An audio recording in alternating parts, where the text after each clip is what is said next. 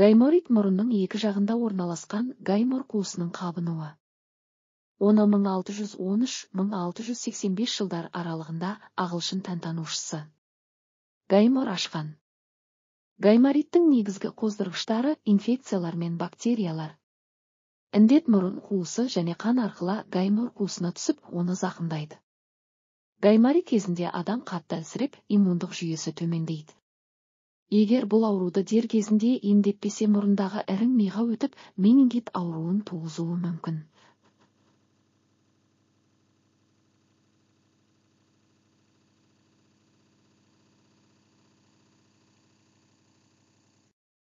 Гайморит негізінде тұмау, скарлатина, қызылша және тағы басқа инфекция аурулардың асқынуынан туындайды.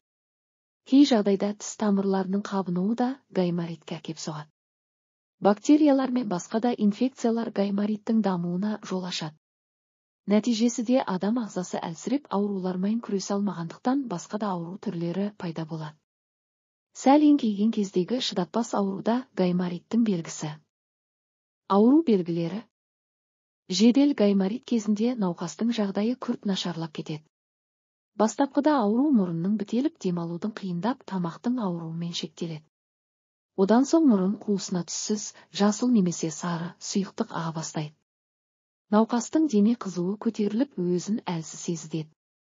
Сонымен қатар гайморит кезінде қызу көтеріліп, адам тез шаршайды, тамаққа тәбеті болмай, ұйықтау режимі бұзылады. Ал гаймориттің созылмалы түрінде қызу онша көтерілмейді.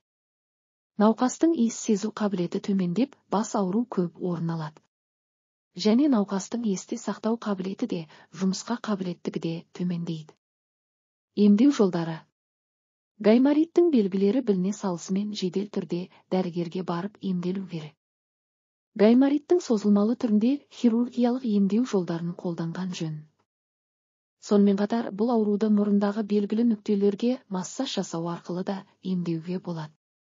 Ал гаймориттің жедел түрін қалыпты жағдайда емдеуге болады. Көп жағдайда гайморит кезінде антибиотиктер қолданады. Ең маңыздысы мұрын гигиенасын ұмытпауымыз керек. Алдын алу жолдары. Тұмау, қызылша, скарлатина тағы басқа аурулар кезінде жедел түрде емделу. Жұқпалы аурулардан аулақ жүру, өз-өзін жылы ұстау керек.